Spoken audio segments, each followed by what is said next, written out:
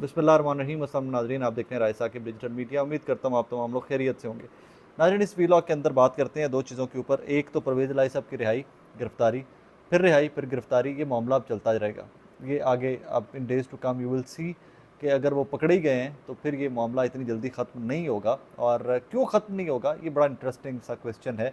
और इस क्वेश्चन का आंसर हम ढूंढते हैं उन लोगों की ऑब्जर्वेशन से कि जो परवेज़ इलाही साहब को और ज़हूर इलाही साहब के ख़ानदान को, काफ लीग को, जमात को ज़रा करीब से ऑब्ज़र्व कर चुके हैं या करीब से जानते हैं। उन नामों में से एक नाम है मुजम्मिल सोहरवर्दी साहब। बड़े सीनियर सहाफ़ी हैं।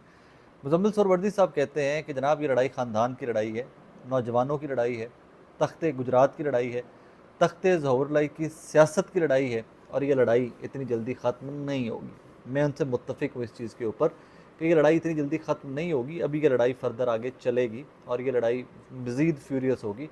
और क्योंकि इसमें नौजवान इन्वॉल्व हैं तो नौजवानों का खून थोड़ा गर्म होता है, तो ये अभी लड़ाई फर्दर आगे चलेगी। अच्छा, अब यहाँ पर सवाल ये पैदा होता है कि अगर ये लड़ाई नौजवानों की है तो इसके अंदर बुज़ुर्ग कहाँ पे हैं? इसमें शुजात हुसैन साहब कहाँ पर हैं? परवेज़ इलाही साहब गिरफ़्तार हो गए हैं और इतने वफ़ादार लोग के कज़न्स भी, बहनोई भी, और ये लोग गिरफ़्तार हो गए हैं, तो ये कैसे चलेगा एंड ऑल दैट। तो जनाब, इसका जवाब बड़ा सादा सा है। आप लोगों ने देखा होगा कि माजी में जब रेड हुआ था परवेज़ इलाही साहब के घर के ऊपर, तो उस रेड में शुजात हुसैन साहब के घर के दरवाजे तोड़े गए थे। और उससे अगले दिन ही केयर टेकर हुकूमत हमारी पंजाब की और वज़ीर आज़म पाकिस्तान दोनों अपोलोजाइज़ करने गए थे शुजात हुसैन साहब से। उनके घर पे जाके आईजी साहब साथ थे, बाकी सारा स्टाफ था वज़ीर आज़म के साथ, ये तमाम लोग गए थे। इन्होंने जाकर अपोलोजाइज़ किया था शुजात हुसैन साहब से कि आपके घर के दरवाजे टूट गए, आपके बेटे को डंडा लग गया और वो उनका हाथ ज़ख्मी हो गया। और वो सारे जो विजुअल्स मैं भी दिखाता रहा उस टाइम पे, उस रेड पे मैं भी घर में था चौधरीज़ के, और वो सारे मैं भी दिखाता रहा, बाकी लोगों ने भी दिखाए, नेशनल टेलीविज़न ने भी दिखाए, तो आप लोगों के सामने वो सारे मनाजिर रहे हैं। तो जनाब, सवाल अब ये पैदा होता है कि अगर सिर्फ शुजात हुसैन साहब से अपॉलोजाइज़ किया गया, परवेज़ इलाही साहब को एट दैट टाइम इग्नोर किया गया है, तो क्या शुजात हुसैन साहब को ये नहीं पता था कि परवेज़ इलाही से माफ़ी नहीं मांगी किसी ने भी और किसी ने भी अपॉलोजाइज़ नहीं किया? और उनकी खामोशी इस सारे सिनेरियो के अंदर, इसको रज़ामंदी ले लीजिए शुजात हुसैन साहब की कि ये जो कुछ हो रहा है इसमें शुजात हुसैन साहब की रज़ामंदी शामिल है। इसको let's be honest about it कि अगर शुजात हुसैन साहब बिल्कुल खामोश, बिल्कुल चुप बैठे हुए हैं, तो भाई क्यों चुप बैठे हुए हैं ना? सवाल है कि मतलब कज़न्स भी हैं, रिश्तेदारी भी इतनी करीबी है, वज़ादार भी हैं, तो भाईजान इसमें अगर खामोशी हो या कुछ आपके सामने हो रहा है और आप उस पर खामोश रहते हैं, तो मेरे जैसा एक लेमैन उसको हमेशा लेता है एक ही चीज़ कि जनाब रज़ामंदी शामिल है। अब ये रज़ामंदी में आज आपको पता है कि गुलाम मुर्तज़ा विर्क साहब ने जुडिशल मजिस्ट्रेट ने बरी कर दिया या डिस्चार्ज कर दिया मुकदमे से। उस मुकदमे के ख़त्म होने के बाद, उस मुकदमे से में से डिस्चार्ज करने के बाद एक दो चीज़ें और भी मैं मुजम्मिल सोहरवर्दी साहब की कोट अनकोट कर दूँ कि परवेज़ इलाही साहब जहाँ पर हैं ये भी यहीं पर रहेंगे। ये तहरीक इंसाफ में, ये तहरीक इंसाफ पर ही में ही रहेंगे।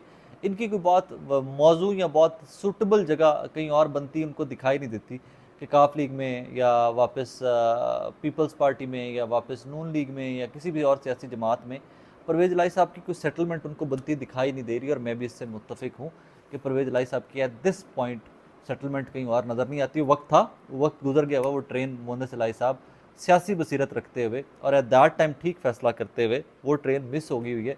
बाकी ये सियासत है, इसमें अगर नवाज़ शरीफ साहब वापस आ सकते हैं, नून लीग गेम में वापस आ सकते हैं, जिनको इतना बुरी तरह क्रश किया गया था, डिसक्वालीफाई करके मुल्क से ही फारिग कर दिया गया था, सऊदीया निकाला गया, फिर अब वो दोबारा चले गए, और अगर उनकी जमात वापस आ सकती है तो इस मुल्क में कुछ भी पॉसिबल है। कल को हो सकता है तहरीक इंसाफ भी गेम में वापस आ जाए, जो कि अभी बहुत मुश्किल लग रहा है, लेकिन यू नेवर नो कि कल को गेम में दोबारा वापस आ जाए और यही सबसे फेवरेट हो, तहरीक इंसाफ ही सबसे फेवरेट हो। You never know, in this country everything and anything and everything is possible in politics of Pakistan.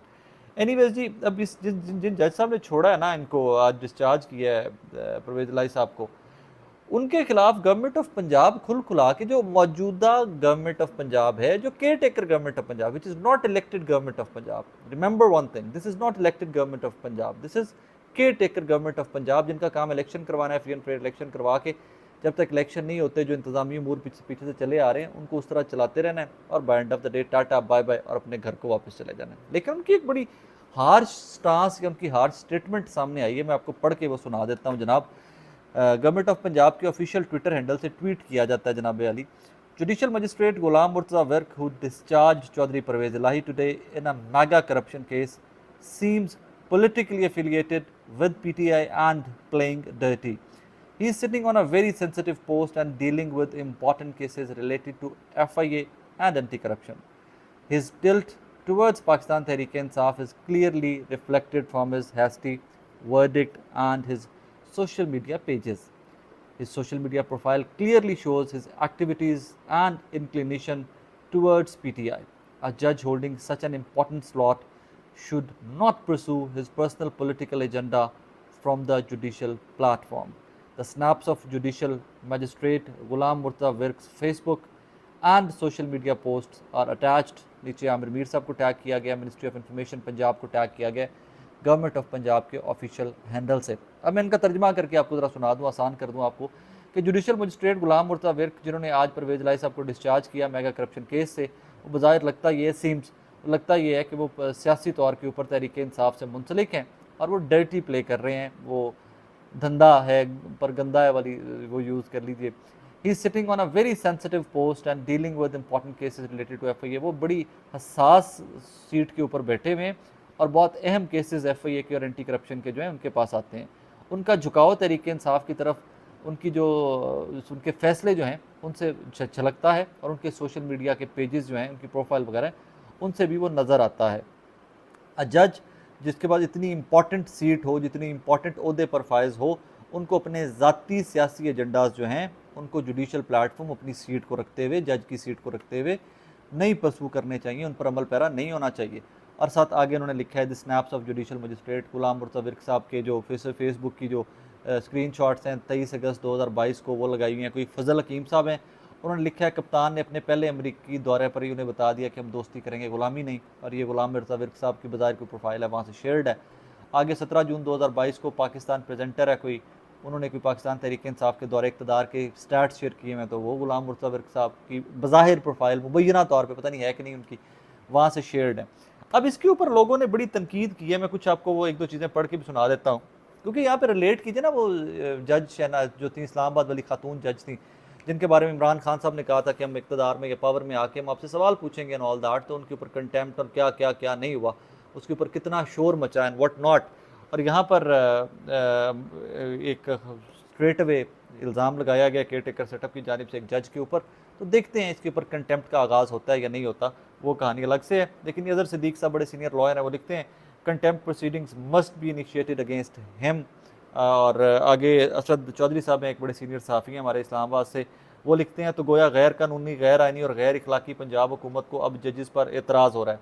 आपको शर्म आनी चाहिए, आपको इलेक्शन करवाने के लिए बुलाया गया है और आप माजी के 2 बार वज़ीर आला रहने वाले शख्स के ख़िलाफ़ लाइन से इतना आगे निकल गए हैं, हैरत है। सबरीना हाशमी साहब हैं, वो कहती हैं isn't it contempt of court, क्या ये तौहीन अदालत नहीं है।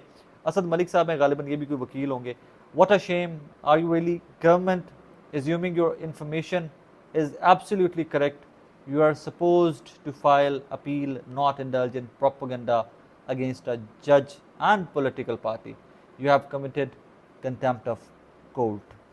इस तरह की सारी कहानियाँ, लोगों का बड़ा सख्त रद्द-ए-अमल आया इसके ऊपर। हमारे बहुत सीनियर रिपोर्टर हैं शाकिर महमूद अवान साहब, बहुत काबिल रिपोर्टर हैं, वो लिखते हैं काबिल मजम्मत, अगर फैसले से इख्तलाफ है तो अगला फोरम मौजूद है, जज से मुतल्लिक कोई शिकायत या एतराज़ है तो उसका भी फोरम मौजूद है।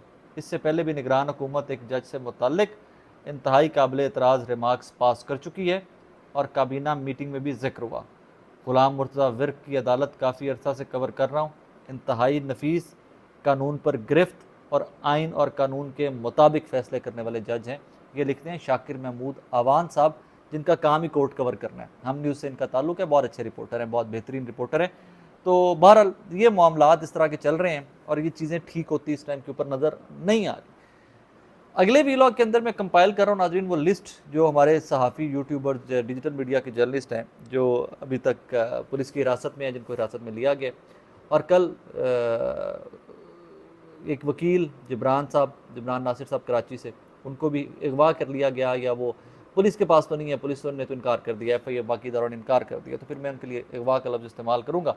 तो बाकी उस पर अगले में बात करेंगे। जबरी गुमशुदगियाँ जो हुई हैं और जो अभी तक ऑन रिकॉर्ड जिन लोगों का पता चल सका है कि वो पुलिस के पास है, FIA के पास है, किसके पास है, और जबरी गुमशुदगियाँ कितनी हैं, उनके ऊपर बात करते हैं अगले व्लॉग के अंदर।